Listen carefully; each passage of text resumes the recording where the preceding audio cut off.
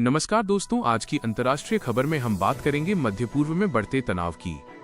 इस समय पूरी दुनिया की नजर इजराइल और ईरान के बीच बढ़ते संघर्ष पर टिकी हुई है। यह संघर्ष सिर्फ दो देशों तक सीमित नहीं है, बल्कि इसका असर पूरी दुनिया की राजनीति, अर्थव्यवस्था और तेल की कीमतों पर भी पड़ रहा है। आइए समझते हैं कि आखिर ये पूरा मामला क्या है और इससे दुनिया पर क्या असर पड़ सकता है। सबसे पहले बात करते हैं कि ये तनाव क्यों बढ़ा। मध्य पूर्व में लंबे समय से तारांकन ईरान और इजराइल के बीच राजनीतिक और सैन्य तनाव बना हुआ है। हाल के दिनों में दोनों देशों के बीच आरोप प्रत्यारोप और सैन्य गतिविधियां तेज हो गई हैं। इजराइल का कहना है कि ईरान क्षेत्र में अपने प्रभाव को बढ़ाने की कोशिश कर रहा है, जबकि ईरान का आरोप है कि इजराइल उसके खिलाफ सैन्य कार्रवाई कर रहा है। इस तनाव के कारण कई जगहों पर मिसाइल हमले और सैन्य गतिविधियां देखने को मिली हैं। इसके चलते आसपास के देशों में भी चिंता बढ़ गई है और कई देशों ने अपने नागरिकों को सावधानी बरतने की सलाह दी है।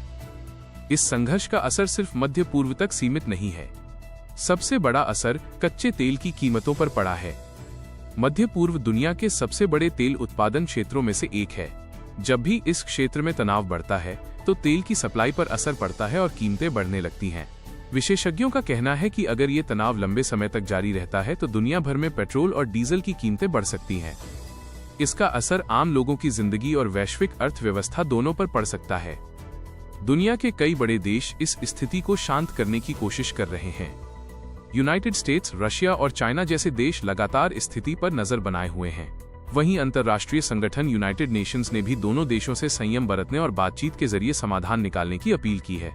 कई देशों ने अपने नागरिकों को मध्य पूर्व की यात्रा करने से बचने की सलाह दी है। कुछ एयरलाइंस ने भी सुरक्षा कारणों से अपनी उड़ानों में बदलाव किया है। कुल मिलाकर देखा जाए तो इजराइल और ईरान के बीच बढ़ता तनाव पूरी दुनिया के लिए चिंता का विषय बन गया है।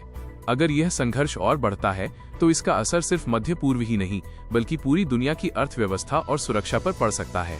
इस समय सबसे जरूरी है कि सभी देश मिलकर शांति बनाए रखने की कोशिश करें और बातचीत के जरिए इस समस्या का समाधान निकालें।